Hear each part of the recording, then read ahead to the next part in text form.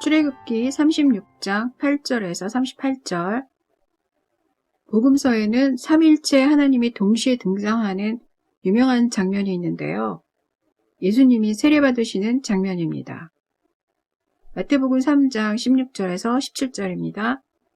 예수께서 세례를 받으시고 곧 물에서 올라오실새 하늘이 열리고 하나님의 성령이 비둘기같이 내려 자기 위에 임하심을 보더니 하늘로부터 소리가 있어 말씀하시되 이는 내 사랑하는 아들이요 내 기뻐하는 자라 하시니라. 아멘. 그런데 이런 장면이 이미 성막 때에 있었던 거죠. 성막을 만들 때 여호와 하나님과 성령 하나님의 동시에 등장하신 것은 바로 이 예수님의 세례식 리허설 장면인 셈이죠. 오늘 본문은 출애굽기 26장에서 하나님이 알려주신 대로 실행했다는 내용입니다. 하나님께서는 모세에게 산에서 보인 양식대로 성막을 세우라고 하셨죠. 양식으로 번역된 메슈파트는 판결, 율법이란 뜻입니다. 그러니까 율법을 지키듯이 성막을 만드는 방식을 지켜라, 이런 말씀이었습니다. 훗날 사람들이 예수 그리스도를 알아보게 하려면 조금의 오차도 있어서는 안 되기 때문이죠. 그런데 성막을 만드는 순서는 하나님이 산 위에서 가르쳐 주실 때와는 달랐습니다. 하나님께서는 속죄소와 성소의 기물을 설명하신 후에 성막을 만드는 방법을 계시하셨기 때문에 순서까지 순종한다면 성막부터 만들 게 아니라 속죄소와 성소의 기물부터 만들어야겠죠. 하지만 모세는 성막부터 제작했습니다. 광야의 이슬이나 바람에 속죄소와 성소의 기물들이 상하는 것을 막기 위해서 순서는 달라질 수밖에 없었습니다. 합리적인 선택이었죠. 하나님께서는 자신이 알려준 순서대로 만들지 않았으니 율법을 어겼다, 이러지 않으셨습니다. 모세와 백성들이 이슬과 바람이 부는 광야에 살고 있다는 것을 아시기 때문이죠. 이는 우리도 마찬가지인데요. 하나님께서는 우리의 삶의 정황을 다 아십니다. 그런데 하나님을 앞뒤 가리지 않고 율법을 휘두르는 꽉 막힌 분으로 오해하는 분들이 많습니다. 자기 말에 무조건 따르라고 하는 리더들이 있죠. 그것이 하나님께 순종하는 법을 배우는 방법이란 주장인데요. 그래서 아무 생각하지 말고 무조건 순종하라는 거죠. 이런 사람들의 공통점은 합리적인 생각을 하나님께 불순종하는 것으로 만들어버린다는 거죠. 그래서 하나님께 순종하기 위해서 목사가 똥을 먹으라면 먹는 사람들이 나오는 겁니다.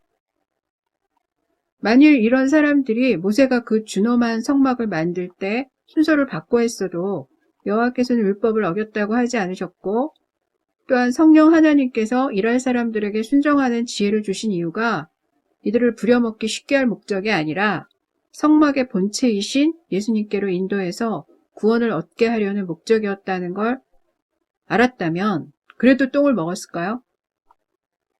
제가 극단적인 예를 들어서 그렇지 이 정도는 아니지만 말도 안 되는 억지를 부리면서 억지 순종하는 것이 하나님께 순종하는 것이라는 말로 사람들을 기만하는 사람들이 많이 있습니다. 하나님도 휘두르지 않는 율법을 휘두르면서 사람들의 합리적인 생각을 막는 사람들에게 속지 않으려면 하나님의 말씀을 제대로 알아야겠죠.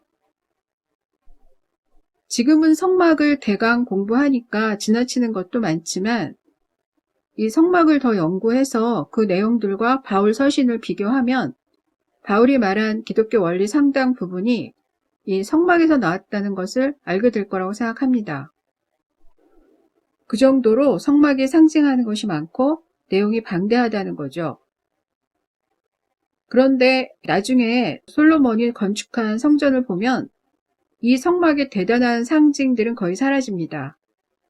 지성소 바닥은 금으로 깔리고 벽도 시집나무가 아닌 백향목으로 세워서 금을 입히죠. 아주 휘황찬란하지만 성막이 상징하는 그 신학적 메시지는 사라지고 철학도 없고 예술도 모르는 졸부가 돈으로 처발라 지은 집처럼 그렇게 변했습니다.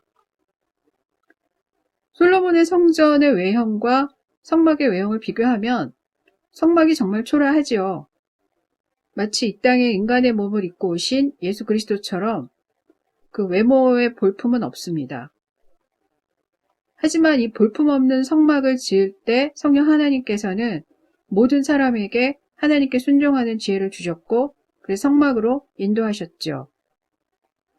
우리에게 순종하는 마음을 주셔서 예수 그리스도께 인도하듯이 그렇게 역사하신 것입니다. 하지만 솔로몬의 성전 건축은 성령의 역사로 지어진 게 아니라 징집한 사람들로 지었기 때문에 짓고 나서 후유증이 컸습니다. 물론 솔로몬이 성전 건축만 한 게 아니라 자기 왕궁까지 끼워 넣어서 짓는 바람에 공사 기간도 길어졌고 그만큼 강제에 동원된 사람들도 많았죠. 어쨌든 솔로몬의 성전 건축은 남북 이스라엘이 갈라지는 원인 중 하나가 됩니다. 성막의 실체인 예수님은 이 땅의 어떤 건축물로도 흉내낼 수 없다는 걸 이미 솔로몬 성전이 보여준 거죠. 그러니까 교회 건축을 하면서 성막 운운하면 안 되는 겁니다. 천지를 창조하신 여호와 하나님과 성령 하나님의 역사하신 그 성막을 감히 누가 따라할 수 있겠습니까? 하나님이 건축을 허락하셨던 솔로몬 성전은 남유다가 망할 때 바벨론에 의해서 무너졌고 바벨론 포로가 된 유대인들은 회당 예배로 성전 제사를 대체해 왔습니다. 바벨론 침공으로 성전이 무너지기 전에 하나님이 주신 말씀이 있습니다. 하박국서 2장 4절입니다. 보라 그의 마음은 교만하며 그 속에서 정직하지 못하나 의인은 그의 믿음으로 말미암아 살리라. 아멘. 의인은 믿음으로 말미암아 살리라. 유명한 말씀이죠. 제사 못 드리면 죽는 줄 아는 하박국에게 의인은 제사가 아니라 믿음으로 살라. 이런 말씀을 주신 것이죠. 그래서 하박국은 이런 노래로 결론을 내렸습니다. 비록 무화과 나무가 무성하지 못하며 포도나무에 열매가 없으며 감람나무에 소출이 없으며 밭에 먹을 것이 없으며 우리의 양이 없으며 외양간에 소가 없을지라도 나는 여호와로 말미암아 즐거워하며 나의 구원의 하나님으로 인해 기뻐하리로다. 아멘. 찬양으로도 많이 알려진 내용인데요. 이 하박국이 나열한 것들은 전부 제사에 쓰이는 것들입니다. 번제와 소제 등에 쓰이는 것들이 없어서 제사를 드리지 못하는 상황을 말하는 거죠. 그러니까 가난해도 여호와를 즐거워한다 이런 뜻이 아니라 비록 성전 제사를 못 드리는 순간이 오더라도 믿음으로 구원의 하나님을 기뻐할 수 있을 것이다 이런 뜻입니다. 그러니까 성막이든 성전이든 오직 예수 그리스도를 통한 구원만이 살 길입니다. 순서 얘기가 길어졌는데요. 오늘 본문과 26장을 비교해 보면 지성소 내용을 빼곤 완전히 일치합니다. 모세가 산 위에서 보고 들은 것을 100% 복사했다고 할 수 있는데요. 머리 좋은 사람들은 공부할 때 책을 외우는 게 아니라 사진을 찍듯이 책을 한 장 한 장 찍어서 기억한다고 하죠.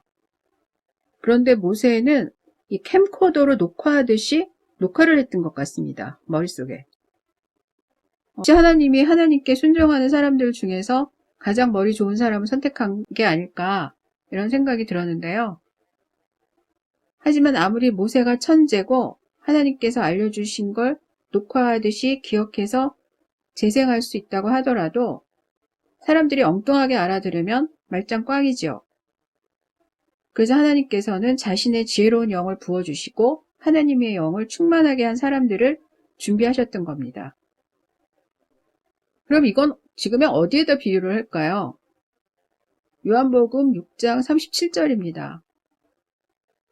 하나님께서 내게 주시는 자는 다 내게로 올 것이요 내게 오는 자는 내가 결코 내쫓지 아니하리라. 아멘. 이 말씀 비슷한 내용들이 복음서에 굉장히 많습니다. 그러니까 하나님께서 자기에게 보냈다는 거예요. 자기를 따르는 사람들은. 이거는 오늘 그 성막에 관한 내용에도 동일하게 반복이 되고 있죠. 하나님께서는 성막 건축을 위해서 하나님의 영을 채운 사람들을 준비하셨듯이 성막의 본체인 예수님을 위해서 하나님이 준비한 사람들을 예수께로 보내셨다. 이런 내용들입니다. 예수님을 통해서 구원을 얻은 사람들이 바로 하나님이 준비한 사람들이란 거죠. 그러니까 우리가 예수 그리스도를 믿어서 의롭다 여김을 받고 이 땅에서 성화를 시작하게 된 건 하나님이 우리를 선택하시고 하나님의 영을 부어서 예수께로 보냈기 때문이지 나 스스로 예수를 찾아가거나 우연히가 아니란 얘기죠. 우리는 창세전부터 하나님이 택하신 자라는 말을 많이 듣습니다. 그 근거로 많이 드는 게 하나님이 에서는 버리고 야곱을 선택했다 이 말씀인데요. 사실 야곱이 창세 전에 선택된 사람은 아니니까 창세 전에 나를 선택하셨다는 말씀으로 이 말을 인용하기는 무리가 있죠. 좋은 말이니까 뭐 앞에서 아멘은 하겠지만 돌아서면 내가 무슨 아담도 아니고 창세 전에 나를 선택해 이런 생각이 들죠. 믿음 없다는 소리 들을까봐 그냥 말은 안 하죠. 내가 예수 믿는 건 사실인데 괜한 질문했다가 믿음 없다 소리 듣기 싫으니까 그냥 가만히 있는 거죠. 그런데 창세 전에 나를 택하셨다. 이거는 이 성막의 내용을 통해서 설명이 되는 내용입니다. 여호와께서는 성막을 위해서 부살레를 지명해 부르셨고 천지를 창조할 때 그 수면 위를 운행하셨던 성령 하나님은 그를 충만하게 하셔서 지혜와 총명을 주셨습니다. 모두 성막을 위해서죠. 지금으로 치면 예수 그리스도를 위해서입니다. 이는 여호와께서 예수 그리스도를 위해 구원받은 자들을 지명해 부르시고 예수께로 보냈다. 이 말과 같습니다. 나 또한 같은 방식으로 예수께 보내진 사람인 거죠. 그러니 나는 창세 전에 택함 받은 게 맞는 겁니다. 그러니까 예수 그리스도를 통한 구원은 우리의 공로가 1도 없지요. 예수께 순종할 수 있는 지혜까지 하나님의 영이 주셨기 때문에 내가 자랑할 게 아무것도 없는 거죠. 이 진리를 가슴 깊이 새기시고 오늘 하루 하나님의 구원에 깊이 감사하신 하루가 되시길 주님의 이름으로 축복합니다. 아멘. 기도하겠습니다. 하나님 아버지, 우리가 얻은 구원에 우리의 공로는 단 하나도 없다는 것을 다시 한번 깨닫습니다. 이 기쁜 소식을 받은 달란트대로 전하게 하시고 늘 성령 충만하게 하시고 하나님의 구원 사역이 완성될 때까지 자원하는 마음과 주신 은사대로 섬기게 하여 주시옵소서. 예수님 이름으로 기도드립니다. 아멘.